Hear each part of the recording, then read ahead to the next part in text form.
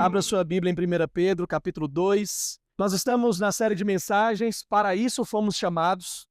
Tem a ver com essa jornada de uma igreja que, por volta do ano 64 a 67 depois de Cristo, principalmente depois do incêndio em Roma, que Nero provocou, colocou a culpa nos cristãos e disse que o grande pivô de tudo era o apóstolo Paulo. Depois disso, a vida da igreja nunca mais foi a mesma e ela estava dispersa, ela estava vivendo ali num momento bastante desafiador, com perseguições. E no capítulo 1 nós vimos que Pedro faz uma coisa diferente, porque Paulo geralmente escreve mostrando nas suas cartas doutrinas e depois como praticar essas doutrinas. Como eu falei domingo passado aqui na escola bíblica, é o DD de Paulo, doutrina e dever, ou DC, doutrina e conduta. Suas cartas geralmente são divididas assim, uma porção de doutrinas e depois como praticar essas doutrinas no dia a dia. O apóstolo Pedro escreve a sua primeira carta mostrando assim, qual é o padrão de vida daqueles que estão na jornada com Cristo. Então ele está falando sobre estilo de vida no capítulo 1. Falamos sobre santidade, falamos sobre reverência, falamos sobre amor fraternal. É o estilo de vida daqueles que, apesar da dispersão, não estão sozinhos na jornada porque continuam trilhando o caminho de Jesus para fazerem aquilo que Jesus quer. A dispersão não pegou Jesus de surpresa, pelo contrário, fazia parte do plano dele para a sua igreja. Aí agora, no capítulo 2, que vamos começar, ele vai falar o seguinte, capítulo 1, estilo de vida. Aí agora ele vai falar, o que vocês precisam fazer para viver aquele estilo de vida? Esse é o estilo de vida. Esse é o padrão que se espera daqueles que estão nessa trilha da dispersão. Agora, o que é preciso o Antônio fazer para que ele cresça espiritualmente e alcance de maneira, claro, imperfeita, mas com a ajuda do Espírito perfeito que nele habita, este estilo de vida que nada mais, nada menos é do que ser semelhante a Jesus. Guarda isso que é muito importante. Para que fomos chamados? Resumidamente, Pedro está dizendo, vocês foram chamados para serem parecidos com Jesus. Isso muda muito a nossa perspectiva de vida. Porque nós não fomos chamados apenas para uma estética moral aprovável. Nós não fomos chamados apenas para termos comportamentos adequados, visivelmente falando. Não fomos chamados apenas para termos pensamentos e sentimentos que sejam assim mais coerentes com a fé evangélica ou cristã. A régua é um pouquinho mais alta. Fomos chamados para sermos parecidos com Jesus. Isso é muito importante. Eu e você fomos chamados para sermos mais parecidos com Jesus. Nossos relacionamentos, nessa jornada que estamos falando, nossos comportamentos também, nossos pensamentos, nossos sentimentos precisam estar adequados, precisam estar rendidos àquilo que é a natureza de Jesus para nós. Vamos ler então 1 Pedro 2, de 1 a 10, para falarmos sobre esse crescimento espiritual que vai nos levar à prática do estilo de vida que vimos no capítulo 1. Diz assim, portanto, abandone, algumas versões despojem, despojando-vos de toda maldade, todo engano, hipocrisia e inveja, bem como todo tipo de maledicência. Como crianças recém-nascidas, desejem o genuíno leite espiritual para que, por ele, lhes seja dado crescimento para a salvação. Se é que vocês já têm a experiência de que o Senhor é bondoso, chegando-se a ele, a pedra que vive, rejeitada, sim, pelos homens, mas para com Deus eleita e preciosa, também vocês, como pedras que vivem, são edificados casa espiritual para serem sacerdócio santo, a fim de oferecerem sacrifícios espirituais agradáveis a Deus por meio de Jesus Cristo. Por isso está na Escritura, eis que ponho em Sião uma pedra angular, eleita e preciosa, e quem nela crer não será envergonhado. Portanto, para vocês, os que creem, esta pedra é preciosa. Mas para os descrentes, a pedra que os construtores rejeitaram, essa veio a ser a pedra angular. E pedra de tropeço e rocha de ofensa. são estes os que tropeçam na palavra, sendo desobedientes para o que também foram destinados. Vocês, porém, são geração eleita, sacerdócio real, nação santa, povo de propriedade exclusiva de Deus, a fim de, aqui é propósito, a fim de proclamar as virtudes daquele que os chamou das trevas para a sua maravilhosa luz. Antes, vocês nem eram povo, mas agora são povo de Deus. Antes, não tinham alcançado misericórdia, mas agora alcançaram misericórdia. Deus nos abençoe pela sua palavra. O primeiro verbo que aparece aí, já sendo objetivo, no verso 1 do capítulo 2, mostra essas características de como crescemos espiritualmente para alcançarmos o estilo de vida, então, que vimos no capítulo 1. O que devemos fazer? A primeira coisa é troque de roupa. É isso que significa despojar aí no grego. Trocar de roupa. Você já viu alguém? Eu sei que existem circunstâncias, tá, gente? Eu já passei por isso no campo missionário, talvez, alguma situação ou outra, que você toma banho e veste a mesma roupa. Já passaram por isso? Não precisa levantar a mão não para não ter constrangimento. Mas não acontece? Acontece. Situações, né? Quem aqui nunca tomou banho de lenço umedecido, junto com os irmãos da Life Shape no Impacto, em alguns lugares por aí que nós já estivemos? Acontece. Quem já não tomou banho com a água que deixou mais sujo do que você estava antes, em algum contexto missionário? Já passei por isso também. O que Pedro está dizendo é o seguinte: para alcançar aquele estilo de vida, vocês não podem andar nessa jornada com a mesma roupa. Que coisa interessante. Lembra da jornada do povo de Israel? Eles não andaram com a mesma roupa. Deus fazia a roupa se renovar. Lembra disso? Deus fazia o sapato crescer junto com o pé, à medida que eles caminhavam. Era necessário roupas novas, era necessário despojar de tudo aquilo que é velho. Vocês lembram muito bem de 2 Coríntios 5,17, porque lá é explícito Paulo dizendo: se alguém está em Cristo, nova criatura é, esta pessoa trocou de roupa. As coisas velhas se passaram, eis que tudo se fez novo. É a novidade de vida. Pedro está dizendo: olha, é necessário vocês trocarem de roupa. Qual roupa? A roupa da maldade, a roupa do engano, a roupa da hipocrisia, a roupa da inveja, porque isso é uma roupa velha. A roupa da maledicência, todo tipo de maledicência. Em outras palavras, na linguagem dos jovens, todo tipo de expressão que envolve algo que não seja agradável a Deus e que não glorifique a Deus. Já ouviu a expressão, fulano fala pelos cotovelos? Já ouviu a expressão assim no meio dos jovens, fulano é boca aberta? Ou fofoqueiro, maledicente? Não basta estar no caminho. Quem está no caminho precisa identificar: está na hora de tomar um banho e de trocar a roupa. Não precisa fazer isso não, tá? Mas pensa aí com você. Não tem roupas aí que já estão velhas demais que precisam ser trocadas na sua vida? O estilo de vida do capítulo 1 é experimentado e vivido na prática por aqueles que, entre outras coisas, despojam-se de toda maldade. Perceba que Pedro está meio que continuando, né? Porque ele começa dizendo portanto. É uma conjunção aí, tanto de explicação como de conclusão. Ele está dizendo portanto, ou seja, para viver a santidade do verso 13 ao verso 25, para viver a salvação do verso 1 até o verso 12, vocês precisam se despojar. Vocês precisam trocar de roupa. É a primeira coisa.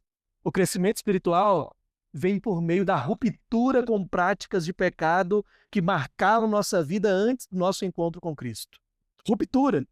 Cordão umbilical com o pecado, com a prática iníqua, constante, rotineira, é cortada, despojar. Vivíamos uma vida vazia e fútil. Éramos, como cantamos nessa noite, escravos de nossas paixões. Andávamos num caminho de escuridão. Agora somos novas criaturas em Cristo.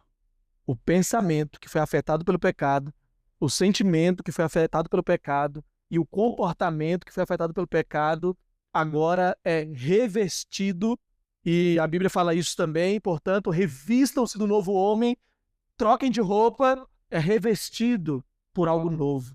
Todos esses pecados aqui, você percebeu a quem eles atingem? É como se fosse uma continuidade mesmo do capítulo 1. Pedro está dizendo: nessa jornada de vocês, os pecados, todos esses aqui da lista, esses 5, são pecados horizontais. São pecados que atingem, têm a ver com os nossos relacionamentos interpessoais. É por isso que nós precisamos nos despojar. Olha que interessante.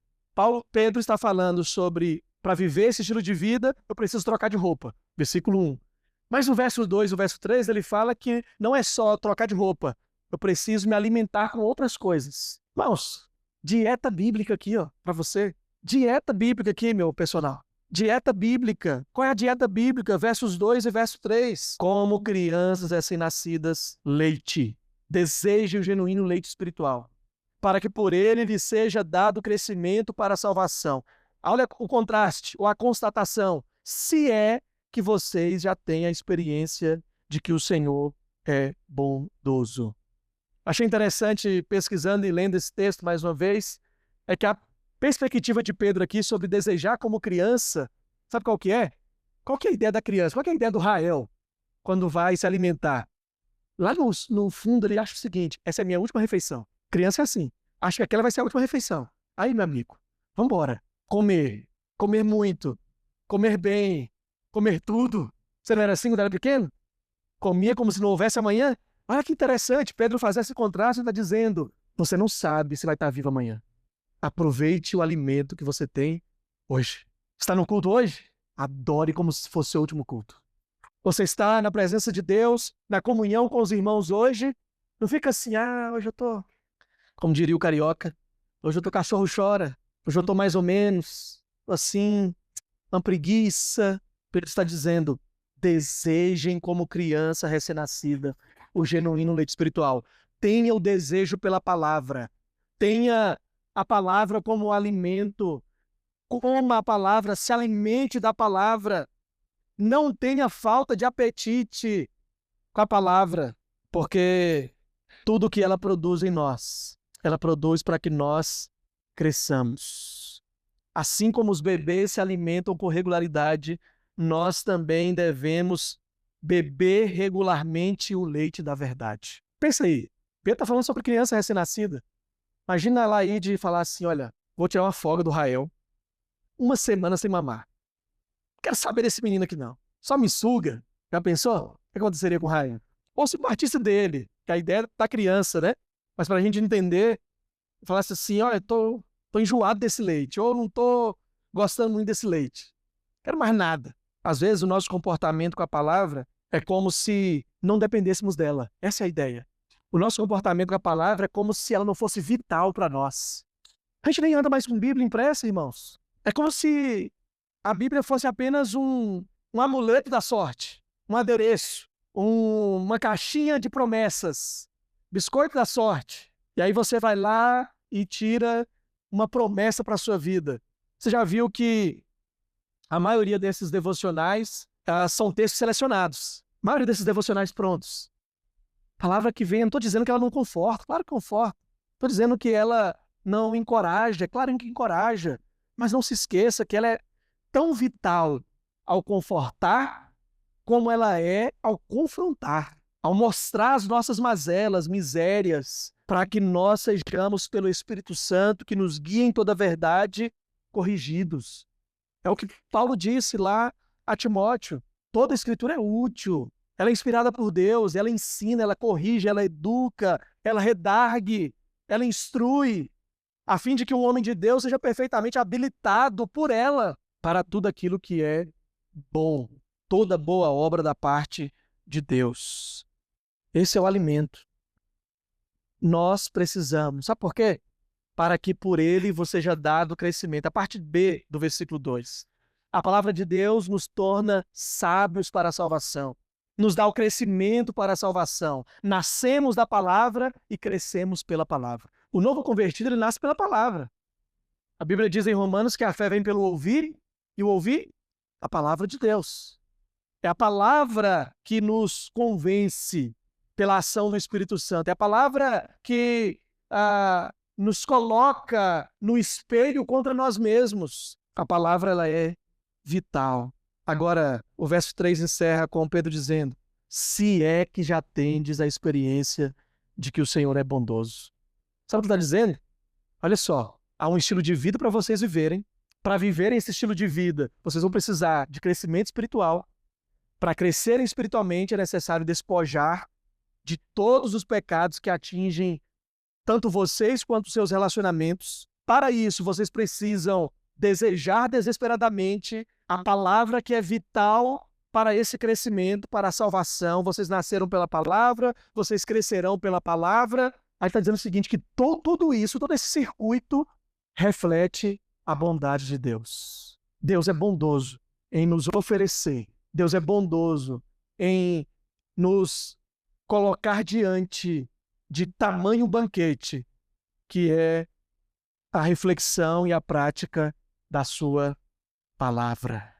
Nós crescemos espiritualmente quando trocamos de roupa. E a troca de roupa só acontece se abrimos o guarda-roupa para a nova roupa, que é a palavra de Deus. Pensa num closet especial. Sabe aquele closet que você sonha para o seu quarto, para a sua casa, aquela coisa boa? A palavra é um closet. O closet de Deus para que nós troquemos de roupa. Tira casaco, bota casaco. Sai roupa suja, maledicência, inveja, hipocrisia, engano, maldade. Desejamos como crianças ser nascidas o genuíno leite espiritual para que sejamos fortalecidos e para que cresçamos. Palavra. Irmãos, ela é suficiente. A palavra é suficiente. A palavra é e tem posto exclusivo em nossas vidas. Deve ter posto exclusivo nesta igreja, neste púlpito, nos nossos relacionamentos, na nossa adoração. É a palavra. E aí é interessante porque Pedro vai dizer, despojem-se de tal coisa, cresçam pela palavra. Mas tá, me despojei, tirei a roupa suja. Essas novas vestes têm a ver com o que e com quem? Aí é do verso 4 ao verso 8. Tem a ver com Cristo. A posição de Cristo faz com que a nossa posição nele seja tanto quanto. Pedro passa então da metáfora do leite para a metáfora da pedra. E ele fala que Jesus é a pedra angular, eleita e rejeitada. Ele fala que Jesus é a pedra que vive também. Você sabe que os construtores daquela época trabalhavam muito com pedra. E havia, sim, alguns tipos de pedra, à medida que eles iam reunindo algumas pedras para algumas questões específicas, aquelas que serviam para determinado trabalho e aquelas que eles rejeitavam. Só que primeiro eles olhavam. Primeiro eles viam se encaixavam com aquilo que eles precisavam. As que eram rejeitadas eram chamadas de pedra rejeitada. Mas tinha algumas posições específicas, principalmente em portais, que tinha aquela pedra assim, sabe? Aquela pedra que parece que foi feita para aquilo, que eles olhavam, caçavam no meio de outras e pensavam, pronto, essa aqui que eu preciso. Essa pedra é chamada de pedra angular. E Pedro está dizendo, os homens conheceram a Cristo, viram a Cristo e rejeitaram a Cristo, sem saber que aquilo que eles rejeitaram era tudo aquilo que eles precisavam na vida deles. Pedra rejeitada, pedra angular. E aí é interessante porque ele termina o verso 3 dizendo, vocês já experimentaram a bondade de Deus? E aí começa o verso 4 falando dessa posição de Cristo e mostrando essa transição sobre quem Jesus é, de que como recém-nascidos precisamos desse leite para crescer, mas Cristo é a pedra fundamental sobre a qual nós somos edificados. Ou seja, irmãos, o segredo do crescimento é nossa comunhão com Cristo. Nós precisamos aproximarmos dele. É Jesus a nossa roupa nova. É Jesus o vinho novo. É Jesus a nossa novidade de vida. Lembra que eu falei para guardar que fomos chamados para sermos mais parecidos com Jesus? Essa é a nossa posição do verso 5 ao verso 8. A transição de quem Cristo é para quem nós somos em Cristo. E ele começa a descrever, falando que, como Jesus, somos pedras que vivem, como Jesus, ou em Jesus, somos casa espiritual, em Jesus somos sacerdócio santo, em Jesus somos crentes em Cristo, e a nossa identidade está plenamente clarificada nele. Agora pensa aí comigo. Você é um construtor. Você tem construído coisas na sua vida, sim ou com certeza? Você está em construção, planos, questão de carreira, questão de vida, relacionamentos, família. Somos tais como os construtores daquela época. Pessoas suscetíveis a olhar para Jesus e desprezar a realidade, a eficiência e exclusividade dele para as nossas vidas. Como os consultores rejeitaram aquela pedra. Não sei se você já viu, se você já participou, eu tive a experiência de ajudar a barra atrapalhar quando estavam construindo. Eu tinha 11 anos de idade, construindo uma casa lá na minha cidade natal, e pelos poucos recursos, meu pai teve uma ideia. Contratamos o pedreiro e todos somos serventes. Na época somos 6 irmãos, mas na época acho que tínhamos 3 que morávamos lá. Então, meu pai e mais 3, 4 serventes, tá de bom tamanho. Qual o pagamento?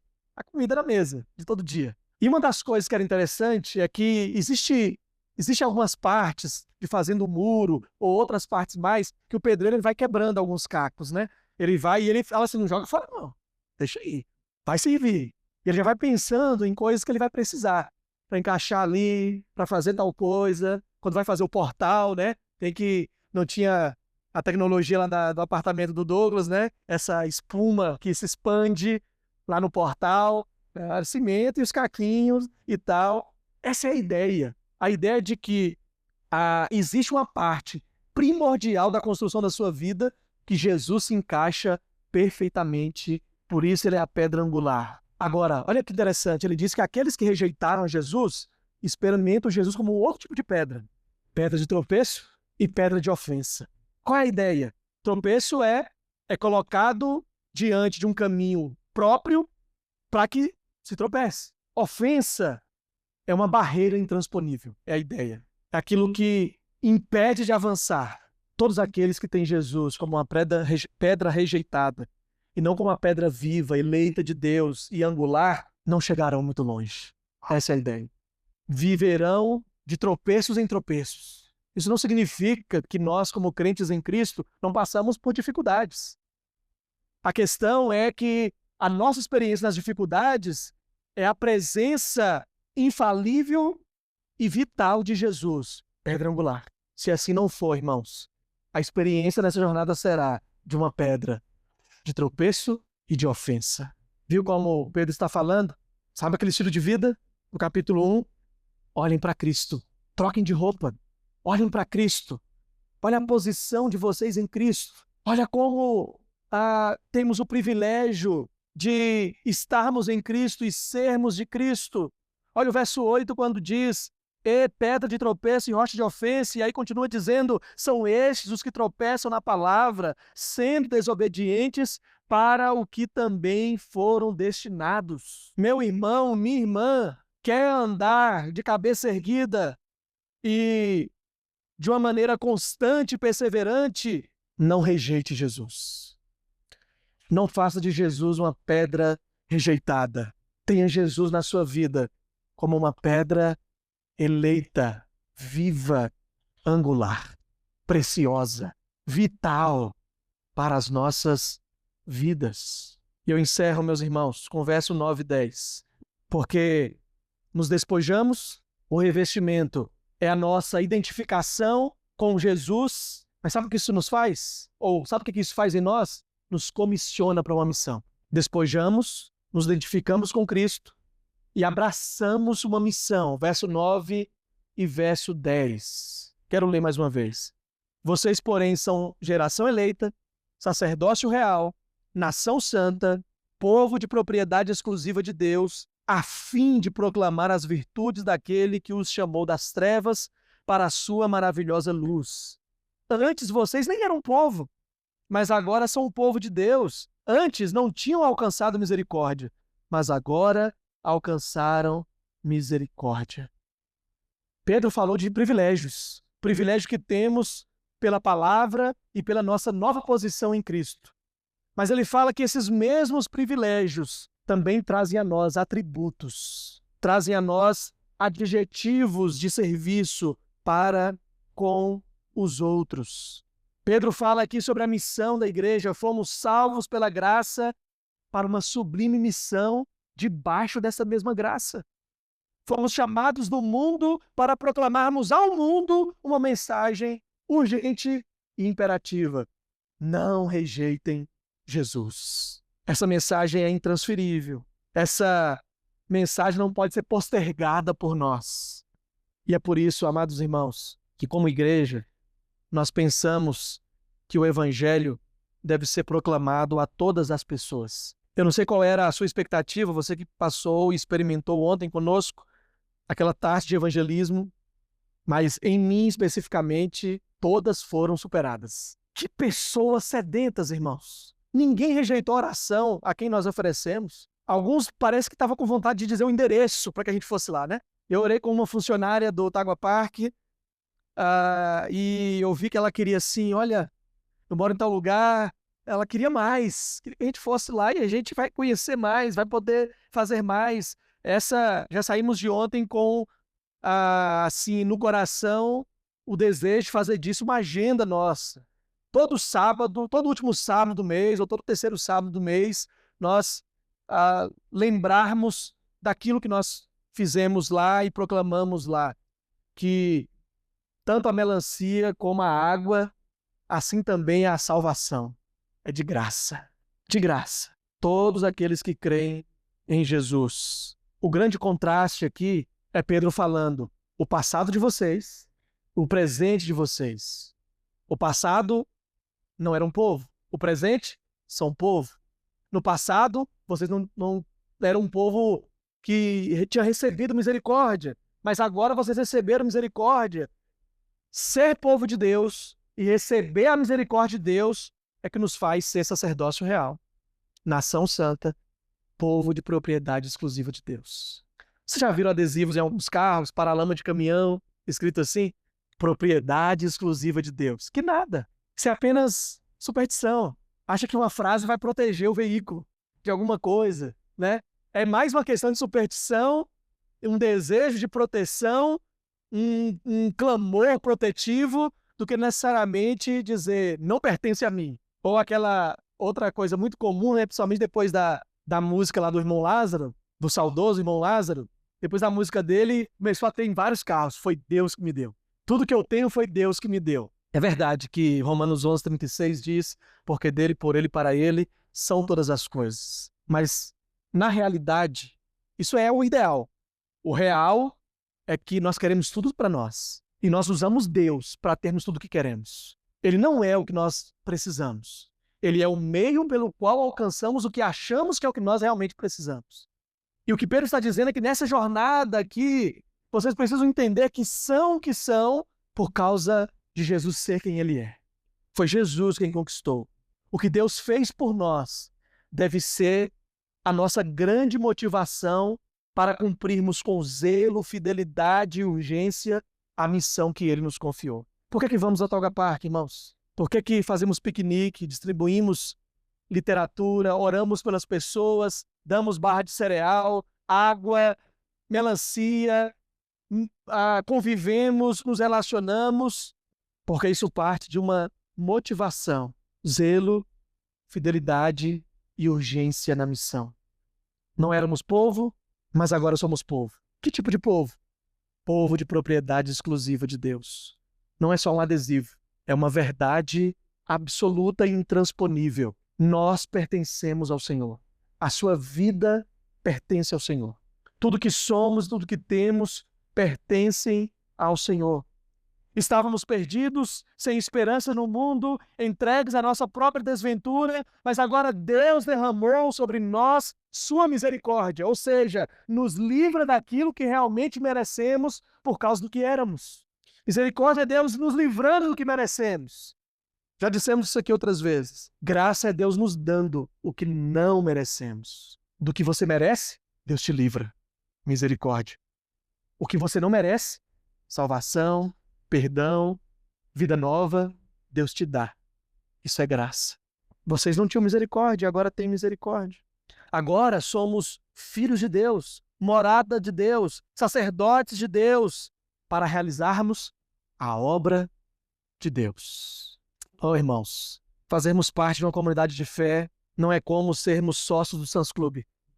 Não é como sermos sócios da AABB, de um clube, de pagarmos uma mensalidade ou uma anuidade e gozarmos de privilégios como consumidores. Isso é quando não éramos povo.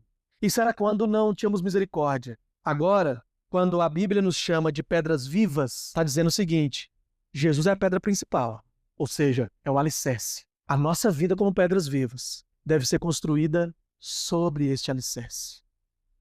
Porque este alicerce é firme, este alicerce é estável, este alicerce é seguro, este alicerce é perpétuo, este alicerce perdura para sempre. Sobre este alicerce, a minha e a sua vida precisam estar sendo construídas, alicerçadas. Nós realizamos a obra de Deus. Nós vemos e descobrimos em Jesus Cristo o amor e a misericórdia para as nossas vidas, para que na nossa missão dada por Ele, nós também compartilhemos, transpirando amor e misericórdia. Hoje eu queria pedir uma canção, Joabson. Eu nunca fiz isso aqui, né? Chegou o dia. Tem uma canção que diz: eu vou construir minha vida em ti. Eu sei que você sabe, por isso eu estou pedindo. Sabe de cor. Eu queria que a gente pensasse nessa canção quando caminhamos para o final da nossa celebração. E essa canção vai ser a nossa oração. Que Deus nos ajude a construirmos a nossa vida sobre Ele. Que desafio, irmãos, temos? Trocar de roupa, nos revestirmos de Jesus para que, com roupa trocada e agora assumindo a nossa posição em Cristo, cumpramos com alegria a nossa missão.